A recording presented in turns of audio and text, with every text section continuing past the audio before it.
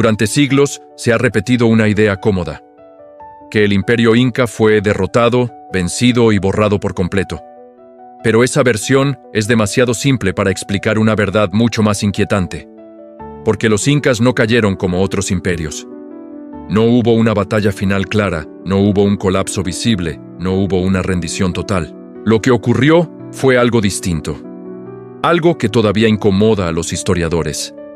Imaginen por un momento un imperio que dominaba desde el actual sur de Colombia hasta el corazón de Chile. Millones de personas unidas por una lengua común, una administración centralizada, una red de caminos que atravesaba montañas imposibles y una cosmovisión que daba sentido a cada piedra, cada río y cada cima. Un imperio que se creía protegido por el sol, elegido por los dioses, destinado a durar para siempre. Y sin embargo, desapareció. No de golpe, no con estruendo, sino como si hubiera decidido retirarse del mundo. Cuando los invasores llegaron, esperaban una guerra clásica.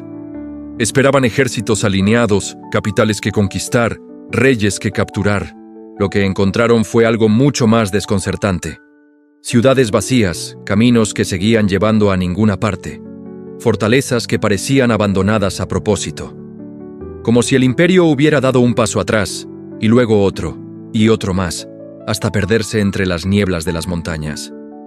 Para entender cómo un imperio puede desaparecer sin desaparecer del todo, hay que empezar antes del desastre, antes de la traición, antes de las enfermedades, antes de la guerra abierta.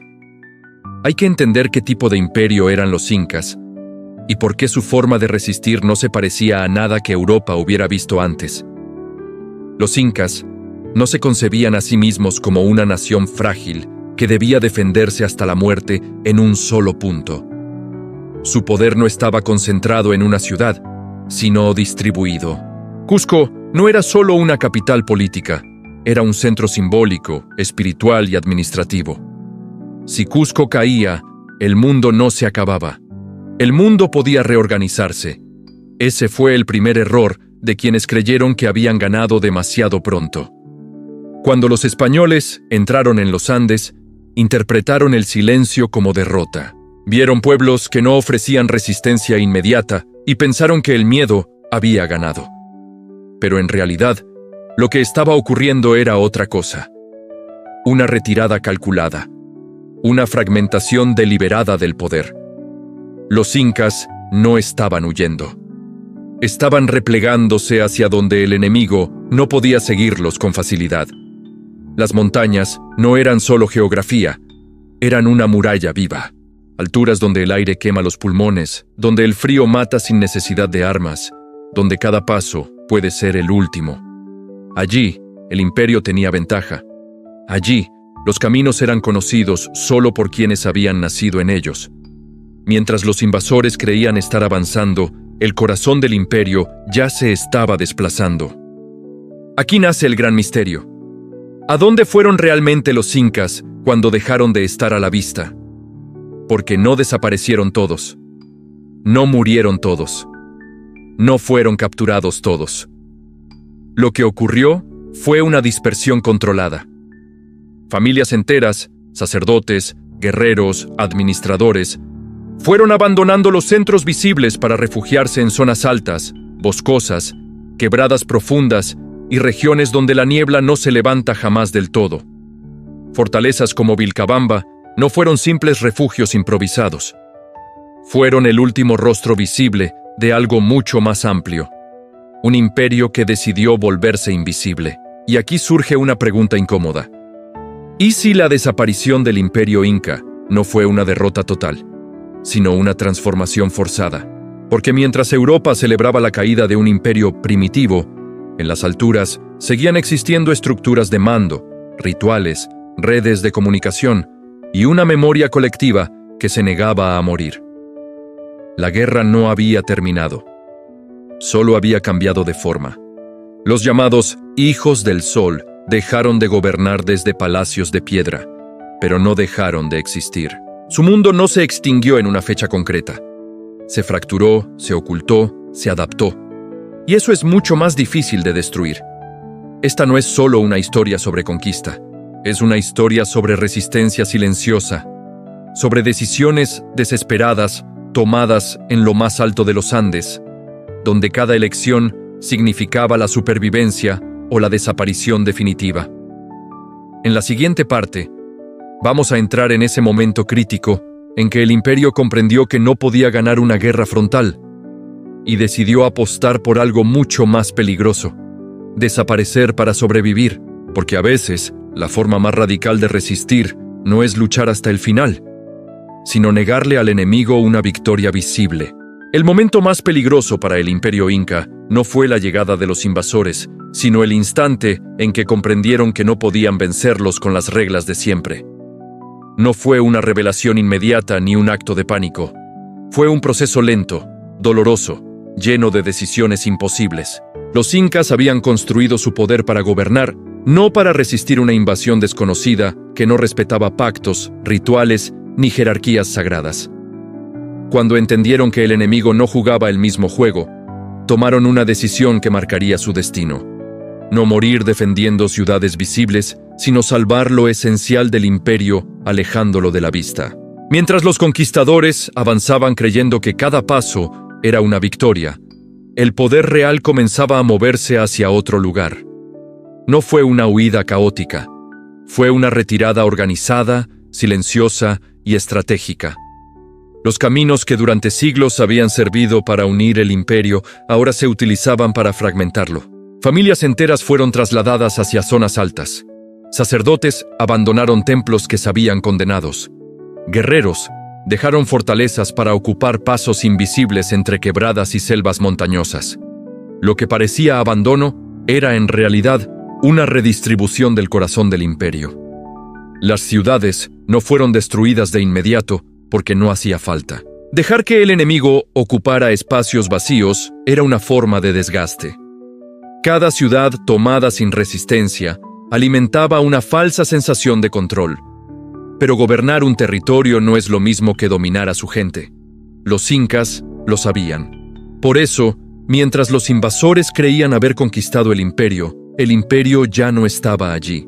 Las montañas se convirtieron en aliadas, no como refugio desesperado, sino como territorio estratégico. A grandes alturas, los cuerpos extraños sufrían. El frío, la falta de oxígeno, las lluvias impredecibles y los caminos imposibles debilitaban lentamente a quienes no habían nacido allí. En cambio, los incas conocían cada paso, cada quebrada, cada punto donde el enemigo se vería obligado a detenerse. La geografía dejó de ser paisaje y pasó a ser arma. En este contexto aparecen las fortalezas ocultas, no grandes ciudades ceremoniales, sino enclaves pensados para resistir sin ser vistos. Lugares donde el imperio podía seguir funcionando en fragmentos. Vilcabamba fue solo la más conocida, pero no la única. Hubo asentamientos levantados en zonas de acceso casi imposible, protegidos por selvas densas y nieblas permanentes. Allí no se buscaba gobernar un continente, sino preservar la continuidad del linaje, la memoria y la autoridad sagrada. La retirada no fue gratuita. Cada decisión implicó sacrificios. Hubo comunidades abandonadas a su suerte, alianzas que se rompieron, líderes locales que quedaron expuestos para ganar tiempo. El imperio empezó a salvarse perdiendo partes de sí mismo. Esa fue la lógica brutal de la supervivencia. No todos podían ser protegidos. No todos sobrevivirían. Pero el mundo inca no debía desaparecer por completo. Los invasores interpretaron este proceso como debilidad. Creyeron que el silencio significaba sumisión. Pero en realidad, estaban entrando en un territorio donde la guerra ya no era frontal. Era una guerra de desgaste, de información incompleta, de caminos falsos, de aliados ambiguos. El imperio no estaba derrotado. Estaba aprendiendo a volverse invisible.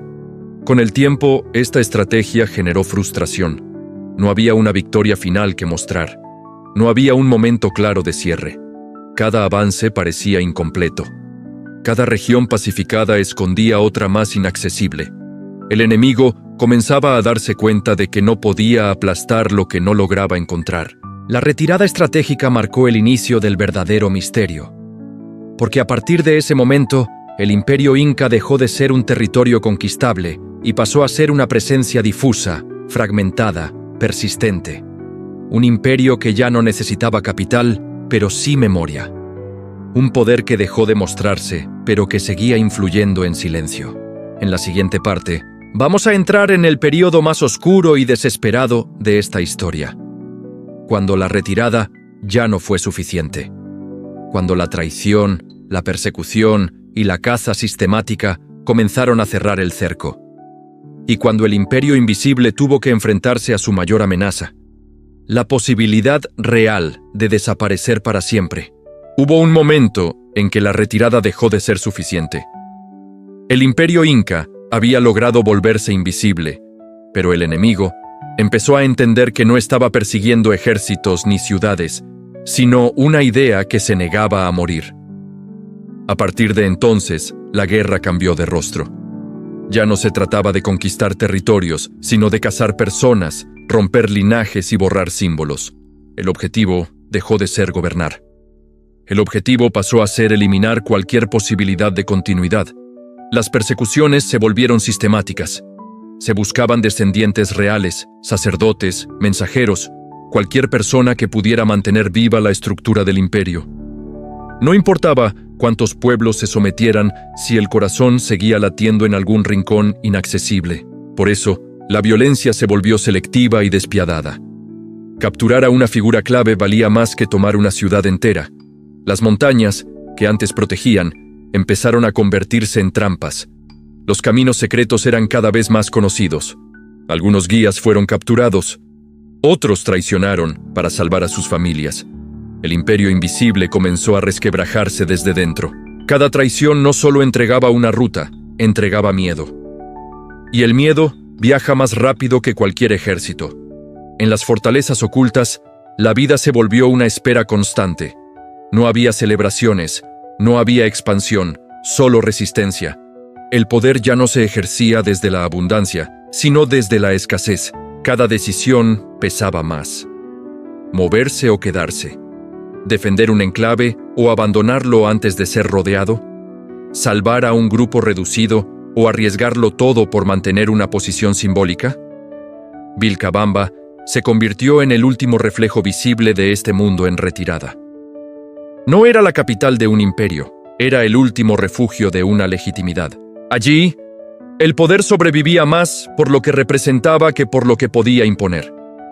Mientras existiera un gobernante reconocido, mientras existieran rituales, mientras el sol siguiera siendo invocado, el imperio no estaría completamente muerto.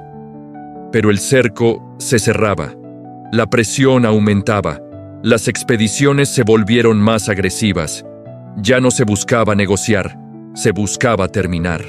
La captura y ejecución de figuras centrales fue un golpe devastador. No solo por la pérdida humana, sino porque enviaba un mensaje claro. El mundo antiguo debía desaparecer sin dejar herederos.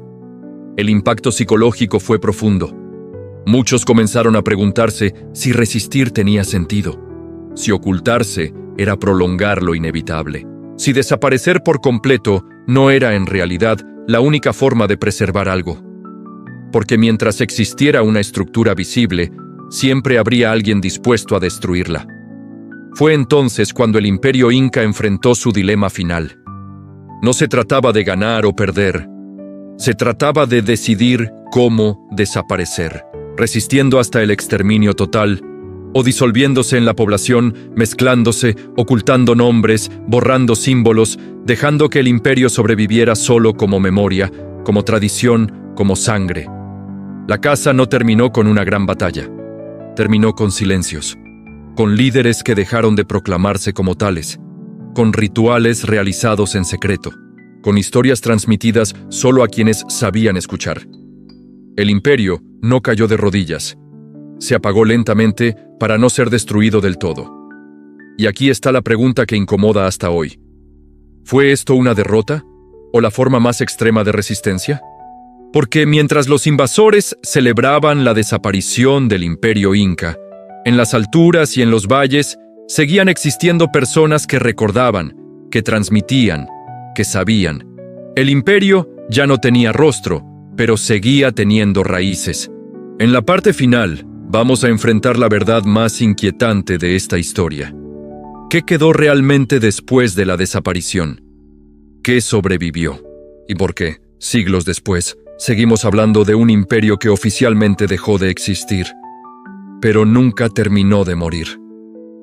El imperio Inca no terminó con un derrumbe espectacular ni con un último grito de guerra. Terminó de una forma mucho más perturbadora. Decidió no morir a la vista del mundo. Cuando la caza se volvió implacable y cada símbolo visible era una sentencia de muerte, el imperio entendió que su única posibilidad de sobrevivir no era resistir como imperio, sino dejar de parecerlo. No hubo un decreto final. No hubo un anuncio. Hubo silencios prolongados, nombres que dejaron de pronunciarse, linajes que se ocultaron tras otros apellidos, rituales que se practicaron lejos de los ojos del invasor. El poder dejó de exhibirse y pasó a transmitirse en susurros, en gestos, en memorias fragmentadas que solo unos pocos comprendían por completo. Así, el imperio se disolvió sin desaparecer. Para quienes buscaban una victoria clara, aquello fue frustrante. No hubo una capital final arrasada que simbolizara el fin. No hubo un momento preciso para decir, aquí terminó todo. El imperio Inca se volvió una ausencia incómoda. Algo que ya no estaba, pero tampoco podía darse por eliminado.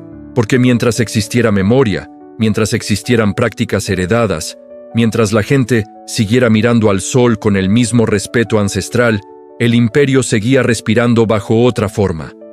Con el paso de los años, la narrativa oficial habló de conquista total, de civilización vencida, de mundo extinguido. Pero esa versión necesitaba simplificar lo que en realidad fue una desintegración forzada, una estrategia de supervivencia extrema. El imperio no fue destruido por completo. Fue fragmentado, absorbido, camuflado dentro de un nuevo orden que jamás logró borrarlo del todo. Las rutas antiguas dejaron de ser imperiales, pero siguieron siendo usadas. Los conocimientos agrícolas, médicos y astronómicos no desaparecieron. Cambiaron de lenguaje, de nombre, de contexto. Las creencias no se extinguieron, se mezclaron, se ocultaron bajo nuevas formas, sobrevivieron disfrazadas. El imperio perdió su estructura, pero su esencia se infiltró en todo lo que vino después. Aquí está la parte más inquietante de esta historia. La desaparición del imperio Inca no fue solo una derrota militar, fue un trauma colectivo. Un proceso de adaptación forzada que obligó a millones a reinventarse para no desaparecer. Y esa reinvención dejó cicatrices que aún hoy son visibles. En la cultura, en la lengua, en la identidad, en la memoria de los pueblos andinos. Por eso, cuando preguntamos cómo desapareció el imperio Inca, la respuesta no es sencilla. No desapareció como otros imperios. Se ocultó para sobrevivir. Eligió perder el poder visible para conservar algo más profundo, su continuidad humana. En lugar de morir en una última batalla, se filtró en la sangre, en la tierra, en las costumbres que resistieron siglos de imposición. Tal vez esa sea la razón por la que esta historia sigue incomodando. Porque nos obliga a aceptar que la victoria no siempre pertenece a quien ocupa el territorio. A veces pertenece a quien logra permanecer sin ser visto. A quien entiende que el tiempo puede ser un aliado más poderoso que cualquier ejército. El imperio Inca dejó de gobernar, pero nunca dejó de existir del todo. Su desaparición fue, en realidad, una transformación silenciosa. Y mientras sus huellas sigan presentes, mientras su memoria siga viva en los Andes, el imperio seguirá recordándonos una verdad incómoda. No todo lo que desaparece ha sido vencido. Esta no es solo la historia de un imperio perdido. Es la historia de cómo, frente a un mundo invasor, una civilización eligió el camino más difícil y más radical: desaparecer para no morir jamás.